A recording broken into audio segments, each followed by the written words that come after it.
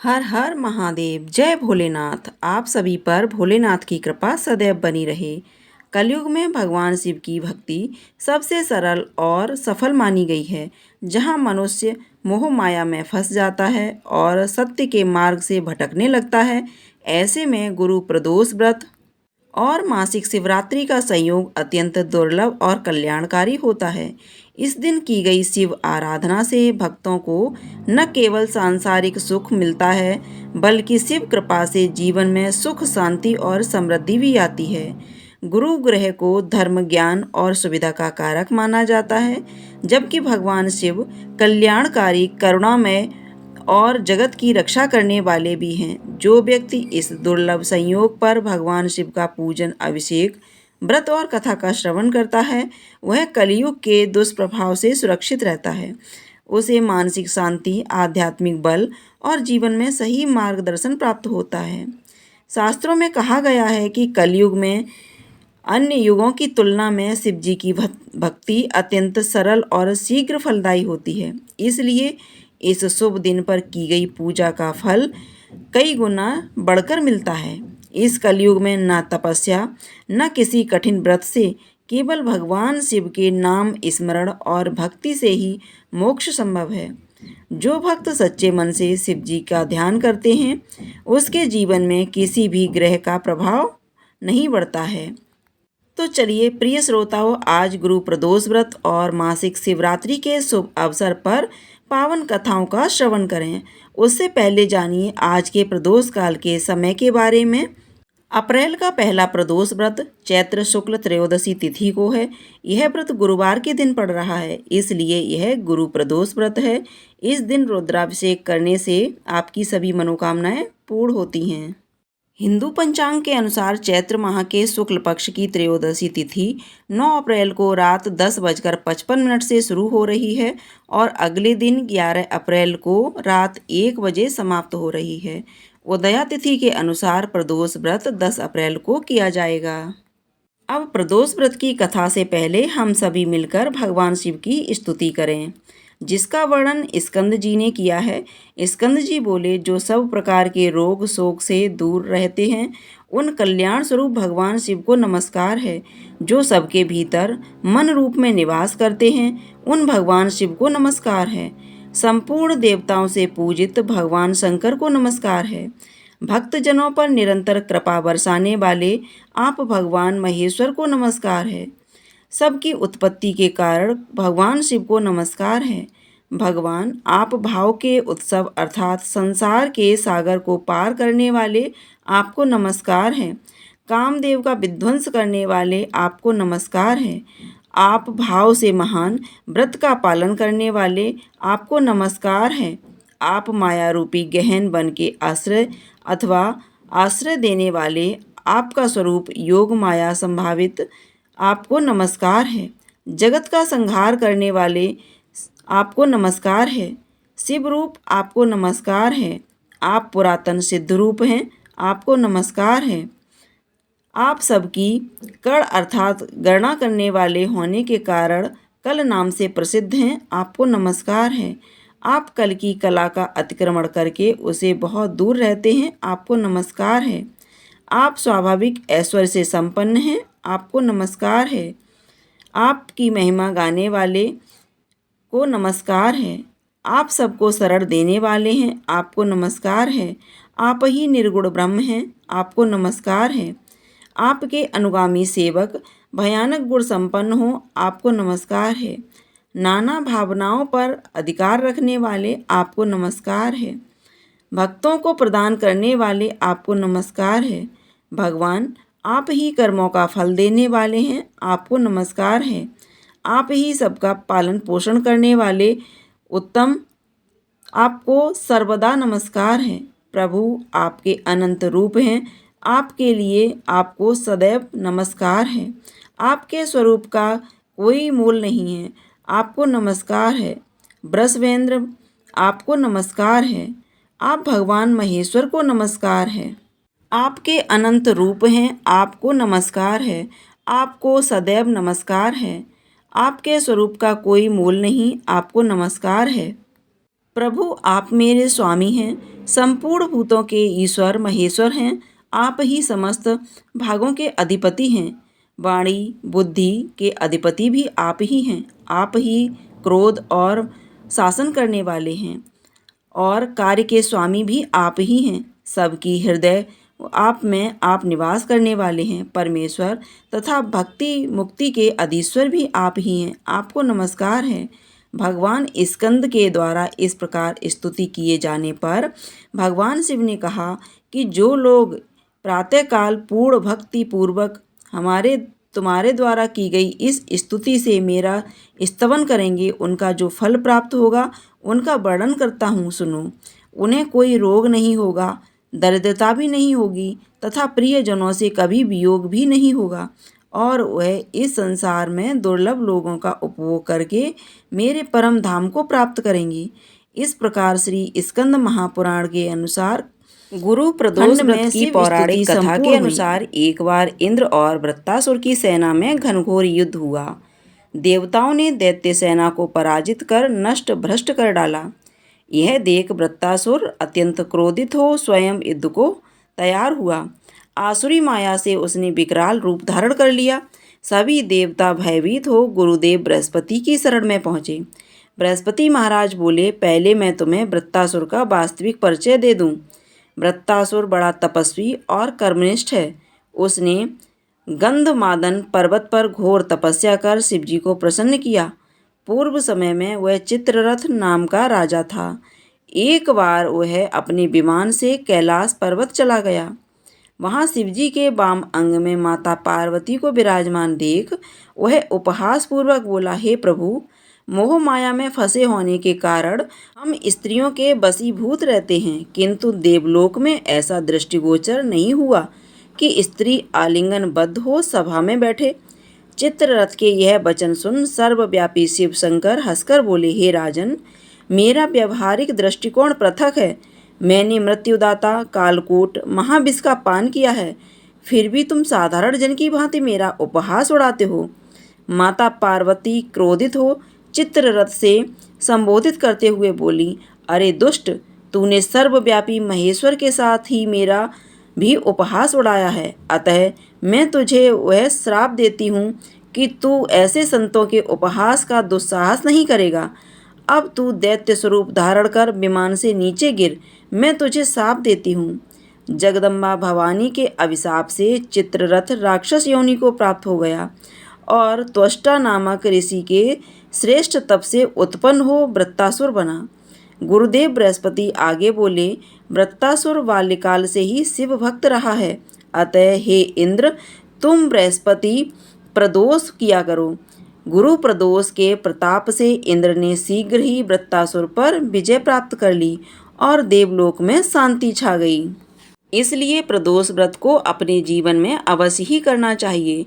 गुरु प्रदोष व्रत भगवान शिव की कृपा दिलाने वाला और अत्यंत मंगलकारी माना गया है। त्रयोदशी व्रत रखने वाले भक्त को अर्थात प्रदोष व्रत रखने वाले भक्त को 100 गौदान करने के फल के बराबर फल प्राप्त होता है। यह सभी प्रकार के कष्ट और पापों को भी नष्ट कर देता है। उन्हें भी प्रदोष काल के समय में अत्यंत मंगलकारी माना गया है। त्रयोदशी व्रत रखने वाले भक्तों को अर्थात प्रदोष व्रत रखने वाले भक्तों को प्रदोष काल के समय कथा पढ़ने और सुननी चाहिए। ऐसा करने से भी भगवान शिव अपने भक्तों की मनोकामनाएं पूर्ण करते हैं। हर हर महादेव। अब सुनिए शिवरात्रि व्रत की कथा। शिव पुराण में वर्णित कथा के अनुसार प्राचीन काल में चित्रभानु नाम का एक शिकारी था। जानवरों की हत्या करके वह अपने परिवार का पेट पालता था। वह एक साहूकार का कर्जदार था, लेकिन उस किसी कारण वह कर्ज नहीं चुका पा रहा था। तब क्रोधित होकर साहूकार ने शिकारी को बंदी बना लिया। संयोग से उस दिन शिवरात्रि थी। साहूकार के घर पर पूजा हो रही थी। तब शिकारी भी ध्यान में होकर भगवान शिव से धार्मिक कथा सुनता रहा। चतुर्दशी को उसने शिवरात्रि व्रत की कथा भी सुनी। शाम होते होते साहूकार ने उसे अपने पास बुला लिया और ऋण चुकाने के बारे में बात की। तब शिकारी ने अगले दिन साहूकार का सारा कर्ज चुका देने की बात की। तब साहूकार ने उसे बंधन से मुक्त कर दिया अपनी दिनचर्या की तरह शिकारी जंगल में शिकार खेलने के लिए निकला, लेकिन दिन भर बंदी गृह में रहने के कारण वह भूख प्यास से व्याकुल था। शिकार ढूंढता हुआ वह बहुत दूर निकल आया। अब अंधेरा हो गया तो उसने सोचा कि अब तो रात जंगल में ही बितानी पड़ेगी। तब उसने जंगल में एक तालाब के किनारे एक बेल के पेड़ पर चढ़कर रात बिताने का इंतजार करने लगा। बेल के पेड़ के नीचे एक शिवलिंग था जो बेलपत्र से ढका हुआ था। शिकारी को इस बात का पता नहीं चला। शिकारी बेलपत्र से टहनियाँ तोड़ता और उसे नीचे गिरा देता। उसे पता नहीं था कि नीचे शिवलिंग है। इस प्रकार दिन भर भूख प्यास से शिकारी व्याकुल था। शिवलिंग पर बेलपत्र भी चढ़ गई, पर रात भी आने को हो गई। तभी एक गर्भिणी हिरनी तालाब पर पानी पीने पहुंची। शिकारी ने उसे देखा तो धनुष पर तीर चढ़ाकर जैसे ही डोरी खींची, हिरनी बोली, मैं गर्भिणी हूँ, जल्दी ही बच्चे को जन्म दूंगी। तुम एक साथ इस तरह दो दो हत्या करोगे, ठीक नहीं है। मैं बच्चे को जन्म देते ही तुम्हारे सामने आ जाऊंगी, तब तुम मुझे मार लेना। इस प्रकार वह हिरनी भी वहां से चली गई और अनजाने में ही शिकारी के द्वारा कुछ बेलपत्र शिवलिंग पर चढ़ते रहे। कुछ देर बाद एक और हिरनी उधर से निकली। शिकारी की खुशी का ठिकाना नहीं रहा। शिकारी ने धनुष पर बाण चढ़ाया। बाण को देखते ही गर्भिणी हिरनी बोली, मैं अपने प्रिय की खोज में भटक रही हूँ। अपने पति से मिलकर मैं जल्द ही तुम्हारे पास आ जाऊंगी, तब शिकार कर लेना। शिकारी ने उसे भी जाने दिया। 2 बार शिकार को खोकर अब उसका माथा ठनका। शिकारी चिंता में पड़ गया। रात का आखिरी पहर बीत रहा था। इस बार भी धनुष लेकर कुछ बेलपत्र शिवलिंग पर जाकर गिरते रहे। दूसरे पहर की पूजा भी संपन्न हो गई। तभी एक और हिरनी अपने बच्चों के साथ उधर से निकली। शिकारी के लिए स्वर्णिम अवसर था। उसने धनुष पर तीर चढ़ाने में बिल्कुल देर नहीं की। वह तीर छोड़ने ही वाला था कि शिकारी, मैं इन बच्चों को उनके पिता के पास छोड़कर आ जाऊंगी, इस समय तो मुझे मत मारो। शिकारी हंसने लगा और बोला, सामने आए शिकार को छोड़ दूं? मैं इतना मूर्ख नहीं हूँ। इससे पहले भी मैं 2 बार अपना शिकार गंवा चुका हूँ। मेरे बच्चे भी भूख प्यास से व्याकुल हो रहे हैं। जैसे तुम्हें अपने बच्चों की ममता सता रही है, ठीक वैसे ही मुझे भी अपने बच्चों की ममता सता रही है। शिकारी, मेरा विश्वास करो, मैं इन बच्चों को उनके पिता के पास छोड़कर तुरंत वापस लौट आऊंगी। शिकारी ने उस पर दया की। उसने हिरनी को जाने दिया। शिकार के अभाव में तथा भूख प्यास से व्याकुल शिकारी अनजाने में ही बेल वृक्ष पर बैठा हुआ बेलपत्र तोड़ तोड़ कर नीचे फेंकता जा रहा था। सुबह होने को था। उसे उधर से हिरण आता हुआ नजर दिखाई दिया। शिकारी ने सोच लिया कि इसका शिकार तो वह अवश्य करेगा। शिकारी इतने बार अपनी शिकार को गंवा चुका था। हिरण विनीत स्वर में बोला, शिकारी, अगर तुमने मुझसे पहले आने वाले 3 प्राणियों को, छोटे छोटे बच्चों को मार डाला है, तो मुझे भी मारने में देर मत करो। मैं उन्हीं का पति हूँ, मैं उन्हीं हिरणों का पति हूँ। अगर तुमने उन्हें जीवन दान दिया है तो मुझे भी कुछ देर का जीवन दान देने की कृपा करो। मैं उन सब से मिलकर तुम्हारे सामने खुद ही उपस्थित हो जाऊंगा। हिरण की यह बात सुनते ही शिकारी के सामने रात की घटना का पूरा चक्र घूम गया। उसने सारी बातें हिरण को सुनाई। हिरण सुनता जा रहा था। हिरण बोला, मेरी 3 पत्नियां जिस प्रकार प्रतिज्ञा करके यहाँ से गई हैं, मेरी मृत्यु से अपने धर्म का पालन नहीं कर पाएंगी। इसलिए शिकारी, जैसे तुमने उन पर विश्वास किया, वैसे ही मुझ पर भी विश्वास करो। मुझे जाने दो, मैं उन सब के साथ तुम्हारे सामने जल्दी ही उपस्थित हो जाऊंगा। शिकारी ने हिरण की बात मानकर उसे भी जाने दिया। इस प्रकार प्रातः हो गई, सुबह हो गई। उपवास, रात्रि जागरण और शिवलिंग पर बेलपत्र चढ़ाने से अनजाने में ही उस शिकारी से शिवरात्रि की पूजा भी पूरी हो गई और अनजाने में ही की गई पूजा का परिणाम उसे तत्काल मिल गया। शिकारी का हिंसक हृदय निर्मल हो गया। अब उसके हृदय में भगवत भक्ति का वास हो गया। थोड़ी देर बाद देखते ही देखते वह हिरण अपने पूरे परिवार सहित उसके सामने उपस्थित था, ताकि वह उन्हें मारकर शिकार कर सके। किंतु जंगली पशुओं की ऐसी सत्यता, सात्विकता और सामूहिक प्रेम भावना देखकर शिकारी को बड़ी ग्लानि हुई। उसे खुद से बड़ी शर्मिंदगी हुई। उसने उस मृग परिवार को जीवन दान दे दिया। अनजाने में शिवरात्रि के व्रत का पालन करने पर भी शिकारी को अंत में मोक्ष की प्राप्ति हुई। अब मृत्युकाल में यमदूत उसके जीव को ले जाने आए। तब शिव गुणों ने उन्हें वापस भेज दिया और शिकारी को शिवलोक ले गए। भगवान शिव की कृपा से ही अपने पिछले जन्म को याद रख पाए तथा महाशिवरात्रि के महत्व को जानकर उसका अगले जन्म में भी पालन कर पाए। सब मिलकर प्रेम से बोलिए, भोले भंडारी की जय, माता पार्वती की जय। अब हम सभी मिलकर भगवान भोलेनाथ की आरती उतारेंगे। ओम जय शिव ओमकारा, स्वामी जय शिव ओमकारा, ब्रह्मा विष्णु सदा शिव, जय जय भोलेनाथ सदा शिव, अर्धांगी धारा। ओम जय शिव ओमकारा, एकानन चतुरानन पंचानन राजे, स्वामी पंचानन राजे, हंसासन गरुड़ासन वृषवाहन साजे। ओम जय शिव ओमकारा, दो भुज चार चतुर्भुज, दस भुज अति सोहे, स्वामी दस भुज अति सोहे, तीनों रूप निरखते त्रिभुवन जन मोहे। ओम जय शिव ओमकारा, अक्षय माला वनमाला, मुंड माला धारी, स्वामी मुंड माला धारी, त्रिपुरारी कंसारी करमाला धारी। ओम जय शिव ओमकारा, श्वेतांबर पीतांबर बागांबर अंगे, स्वामी बागांबर अंगे, सनकादिक गरुड़ादिक भूतादिक संगे। ओम जय शिव ओमकारा, स्वामी जय शिव ओमकारा, कर के माध्य कमंडल चक्र त्रिशूल धारी, स्वामी चक्र त्रिशूल धारी, सुखकारी दुखहारी जग पालनकारी।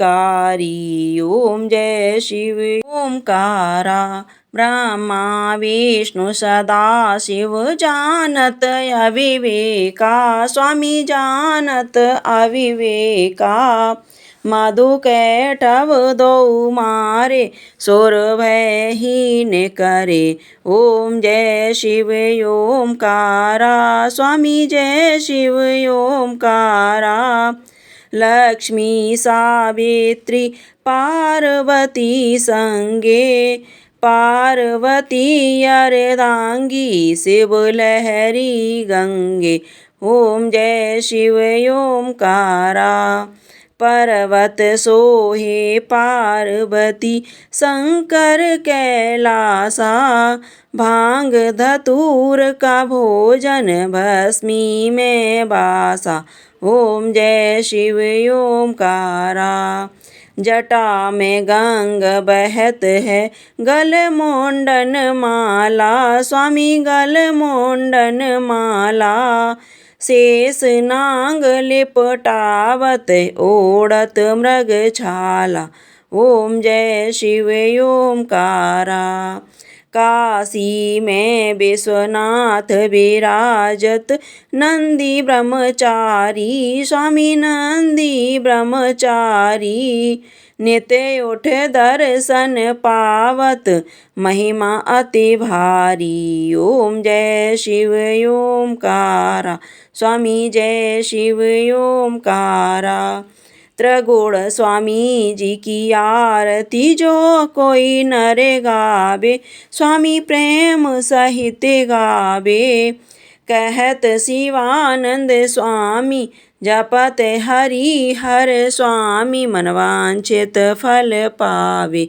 ओम जय शिव ओमकारा स्वामी जय शिव ओमकारा।